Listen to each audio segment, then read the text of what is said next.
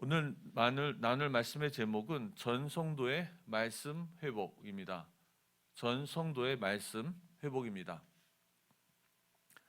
성벽은 세워졌습니다. 외부의 적도 이겨냈습니다. 내부의 문제도 어느 정도 정리가 되었습니다. 그리고 하나님을 경외하는 일꾼들도 세워졌습니다. 하지만 이제 그 어떤 것보다도 더 중요한 부분이 남아 있었습니다. 그것은 말씀의 회복, 곧 하나님과의 관계가 회복되는 것입니다. 교회의 진정한 부흥은 사람이 많이 모이는 것이 아닙니다. 교회의 진정한 부흥은 말씀이 회복되어지는 것입니다.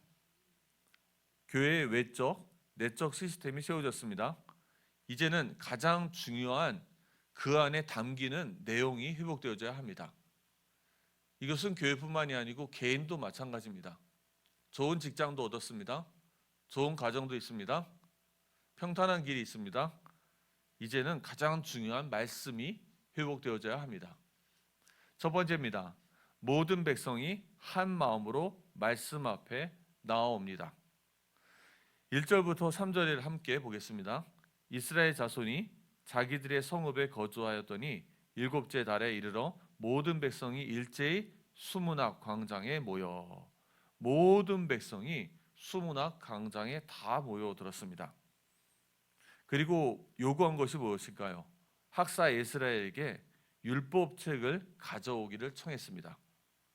그리고 일곱째 달 초하루에는 율법책을 가지고 모든 남자와 여자, 어떤 사람이죠? 알아들을 만한 모든 사람들을 불러 모읍니다. 그리고 그런 사람들이 모두 모여서 새벽부터 정오까지 모두가 하나님의 율법의 말씀을 듣습니다. 정오 이후로는 태양이 너무 강하게 내려지죠. 새벽부터 모인 것입니다. 정오까지 모든 백성이 모였습니다. 남자나 여자나 하나님의 말씀을 알아들을 만한 모든 사람이 모였습니다. 이것은 나가서 싸울 수 있는 20세 이상이 아닙니다. 10몇 살짜리도 9살짜리도 10살짜리도 하나님의 말씀을 알아들을 만한 모든 사람이 모여진 것입니다. 하나님은 모든 백성이 하나 되기를 원하십니다.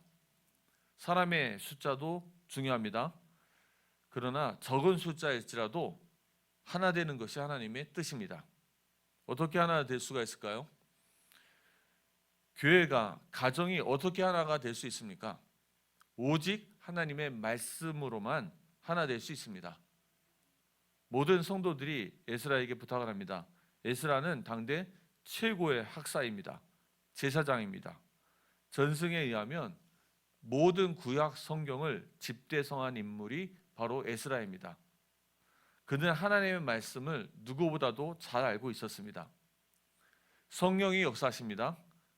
그러니 모든 백성의 마음이 한 곳으로 모아지고 있습니다. 그들은 모두 자발적으로 하나님 앞에 나온 것입니다.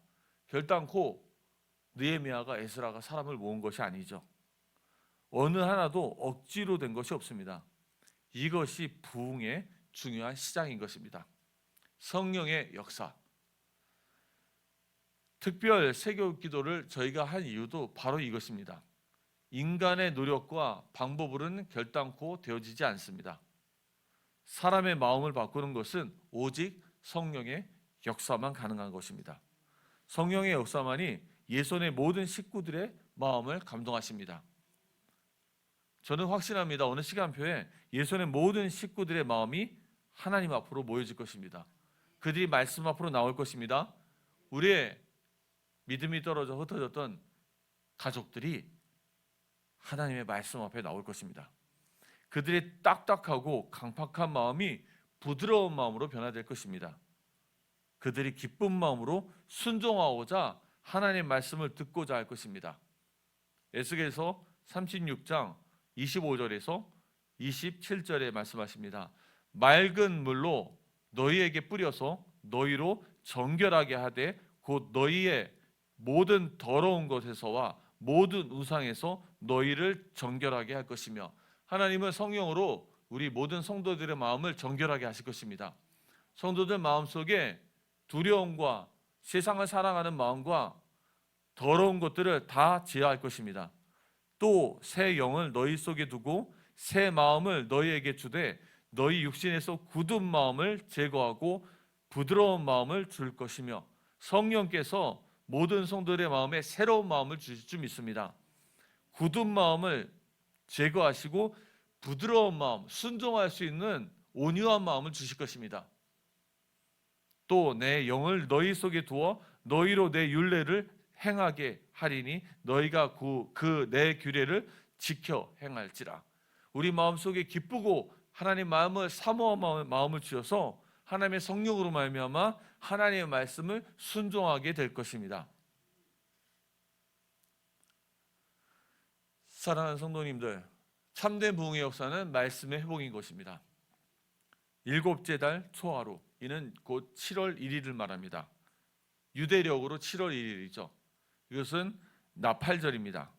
나팔절에는 나팔을 봅니다. 나팔을 통해서 공동체를 깨웁니다.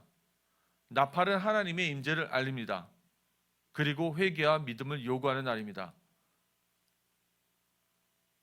계시록에 보면 천사들이 나팔을 불죠. 7 나팔이 있죠. 그것을 의미합니다. 나팔을 불면서 모든 성도님들의 영혼을 깨울 것입니다. 일어나 하나님 앞에 나오라고 그들을 부를 것입니다. 성령님의 역사가 있을 것입니다. 나팔절은 영적 각성을 촉구합니다. 이 나팔의 음성은 모든 백성이 하나님께로 나와서 영적으로 각성한 것을 요구하십니다. 예손의 강단에서 하나님의 말씀이 지속적으로 선포되어지고 있습니다. 하나님은 성령을 통해서 모든 공동체를 깨우실 것입니다. 모든 성도들에게 회개와 믿음을 요구하십니다. 성령께서 모두를 부르고 계십니다. 영광스러운 교회와 함께 소망의 미래로 나아가라고 모두를 부르고 계십니다. 이 말씀을 대하는 모든 성도들의 자세를 두 번째로 보여주고 있습니다. 4절에서 6절에 보면 그때 학사 에스라가 특별히 지은 나무 강단에 서고 그의 곁 오른쪽에 선자는 이제 쭉 이름이 나오죠. 그리고 그 왼쪽에 선자들의 이름이 나옵니다. 에스라는 중앙에 있습니다. 에스라가 모든 백성 위에 서서 그들 목전에서 책을 펴니 책을 펼 때 모든 백성이 일어서니라. 하나님의 말씀을 경외하는 것이죠. 말씀을 듣기 위해서 모든 성도들이 일어나는 것입니다. 그리고 책을 펼 때 에스라가 위대하신 하나님 여호와를 송축하며 모든 백성이 손을 들고 아멘, 아멘으로 응답하고 몸을 굽혀 얼굴을 땅에 대고 여호와를 경배합니다. 말씀 앞에서 백성들이 일어납니다. 아멘, 아멘으로 화답합니다. 얼굴을 땅에 엎드립니다. 이것은 단순한 의식이 아닙니다.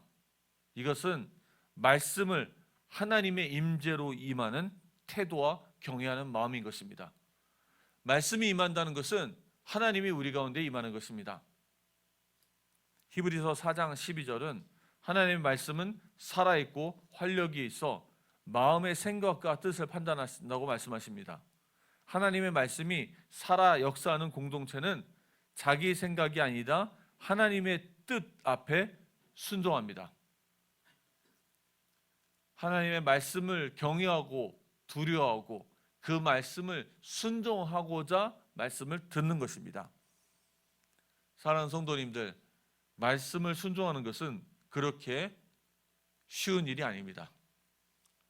하나님의 말씀에 순종하는 것은 훈련이 필요합니다. 바로 갈라디아서 5장 16절에 성령을 따라 행하라고 말씀하시죠.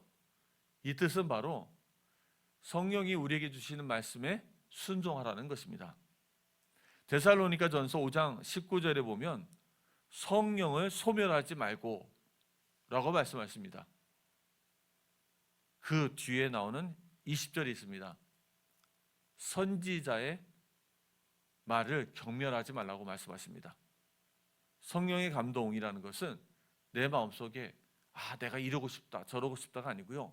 하나님의 말씀을 들을 때 하나님의 말씀에 순종하고자 하는 마음이 생기는 것입니다. 성령의 감동을 소멸하지 마시기 바랍니다. 성도님들이, 우리 모든 성도들이 하나님의 말씀을 듣는 이유가 무엇입니까? 하나님의 말씀을 듣고 깨닫기 위함도 있습니다. 그러나 단순히 깨닫는 것뿐만이 아닙니다. 순종하기 위함인 것입니다. 우리 예솔의 모든 식구들이 하나님의 말씀을 순종하기 위해서 듣기 바랍니다.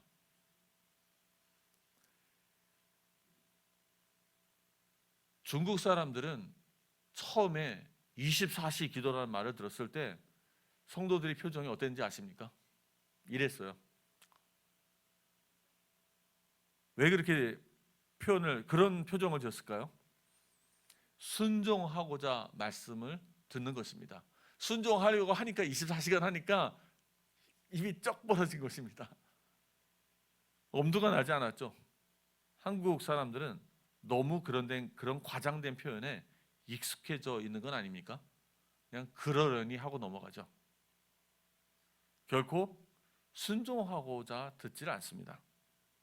우리는 매번 말씀을 듣는 것은 순종하기 위해 듣는 것입니다.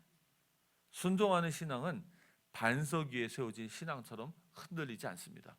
왜 그럴까요?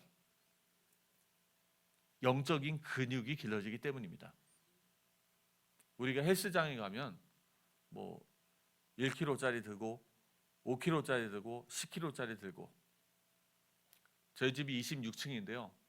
거기 걸어 올라가려면 좀 힘듭니다. 근데 지하에서요 거의 28층, 30층 높이거든요. 근데 계속 걸어 다니고 다리에 힘이 생기니까 그냥 올라갑니다. 쭉 올라가요.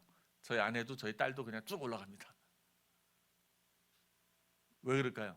다리에 근육이 붙은 겁니다. 영적인 근육은, 영적인 힘은 기도하다가 불 받아서 얻는 게 아니고요. 순종 속에서 영적인 근육이 길러지는 것입니다. 근데 그게 나의 삶이 되어져가고 나의 체질이 바뀌어지는 거예요. 예수를 아무리 믿고 아멘 아멘해도 체질은 결코 바뀌지 않습니다. 체질은 언제 바뀔까요? 훈련을 통해서 바뀝니다. 훈련은 무엇입니까? 훈련의 특징이 있어요. 반복적입니다. 지속적이에요. 우리가 운동을 어떻게 하죠? 반복적으로, 지속적으로 해야지 근육이 길러집니다. 그래야 체질이 바뀌는 거예요. 신앙생활도 훈련받는다고 앉아서 말씀만 듣는 게 신앙생활이 아닙니다. 말씀을 듣고 반복적으로, 지속적으로 순종할 때 우리 안에 영적인 근육이 길러지는 것입니다. 그럴 때 우리의 신앙이 반석과 같이 되어지고요. 희한한 것은 하나님이 우리에게 많은 문들을 열어주십니다. 알고 봤더니 우리가 하나님을 기다린 것이 아니고 하나님이 우리를 기다리고 계셨죠. 마태복음 7장 24절에서 27절입니다. 우리가 잘 아는 구절이죠. 반석 위에 세워진 믿음. 사람들은 이것을 예수 그리스도의 반석 위에 세워진 믿음이라고 해석하시는 분들이 많습니다. 그런데 그렇지 않습니다. 예수님이 직접 하신 반석 위에 세워진 믿음은 어떤 믿음입니까? 하나님의 말씀을 듣고 행하는 믿음입니다. 그러므로 누구든지 나의 이 말을 듣고 행하는 자는 그 집을 반석 위에 지은 지혜로운 사람 같으리라. 비가 내리고 창수가 나고 바람이 불어 그 집에 부딪히되 무너지지 아니하나니 이는 주초를 반석 위에 놓은 까닭이요. 나의 이 말을 듣고 행하지 아니하는 자는 그 집을 모래 위에 지은 어리석은 사람 같으리라. 비가 내리고 창수가 나고 바람이 불어 그 집에 부딪히되 무너져 그 무너짐이 심하니라. 우리가 순종하지 않고 실천하지 않는다면 우리의 신앙은 어려움에 부닥치면 한 방에 무너집니다. 결론 및 실천입니다. 말씀을 깨닫도록 섬기는 사람들이 나오죠. 7절입니다. 7절에 보면 또 사람들의 이름이 등장합니다. 그들이 어떤 사람들입니까? 다 레위 사람들이에요. 그 레위 사람들은 백성이 제자리에 서 있는 동안 그들에게 율법을 깨닫게 하였는데, 말씀은 선포되었습니다. 레위인들은 백성들이 그것을 깨달을 수 있도록 곁에서 도왔습니다. 그들은 통역자요 교사였습니다. 왜냐? 이방에서 오래 생활하다 보니까 어린아이들이 히브리 말을 많이 잃어버린 거예요. 그래서 통역자 역할도 하고 교사 역할도 합니다. 그들은 하나님의 말씀을 삶의 언어로 연결해 주는 다리 역할을 했습니다. 강단에서 나오는 말씀이 많은 사람들에게 구체적으로 메시지를 줄 수는 없잖아요. 강단 아래에서 옆에 있는 성도님들이, 믿음이 더 성숙한 사람들이, 믿음이 연약한 사람들에게 강단의 말씀을 깨달을 수 있도록 도와주는 것입니다. 해석해 주고요, 삶에 적용해 주는 것입니다. 교회 공동체는 에스라처럼 말씀을 선포하는 자가 필요합니다. 그런데 레위처럼 말씀을 이해시키고 돕는 사역자들도 필요합니다.